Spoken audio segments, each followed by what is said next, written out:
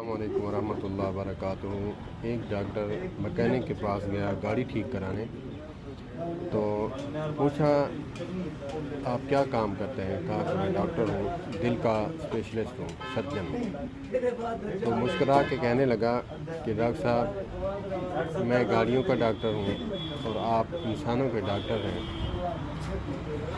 تو مجھے ایک بات سمجھ نہیں آ رہی کہ آپ ڈاکٹر ہیں، اس کے آپریشن کے 5 سے 6 لاکھ روپے، 7 لاکھ 10 لاکھ تک لیتے ہیں، اس سے زیادہ بھی لیتے ہیں۔ تو میں گاڑی کا آپریشن کرتا ہوں تو ہمیں 30-40 ہزار 50 ہزار سے کوئی اوپر نہیں دیتا۔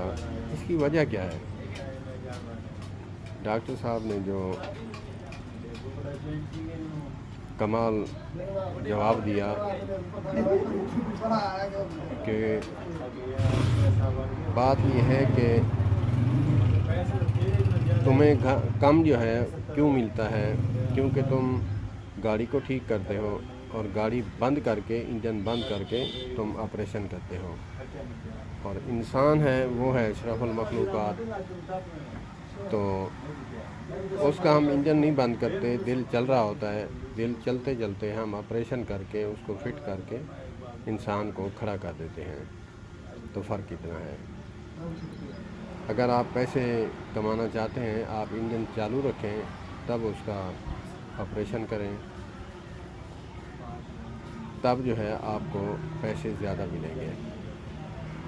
اصل وجہ یہی ہے کہ ہم انجن سٹارٹ رکھتے ہیں، انسان کا دل چلتا رہتا ہے، ہم چیر پھاڑ کے اس کا آپریشن کر کے ٹانکے لگا کے اس کو کھڑا کر دیتے ہیں، اور تم جو ہے گاڑی کا انجن بند کرتے ہو، 2-3 دن لیتے ہو، لینے کے بعد اس کا آپریشن کرتے ہو، اس کو ٹھیک کرتے ہو۔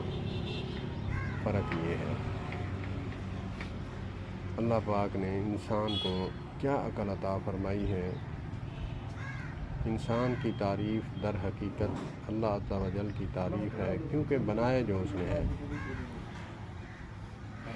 کیونکہ خالق تخلیق جو اس نے کیا ہے انسان کو، تو اللہ پاک نے انسان کو اشرف المخلوقات بنا کر ساری کم و بیش 18,000 مخلوق کا دولہا اور سہرا ایسے تو نہیں بنایا۔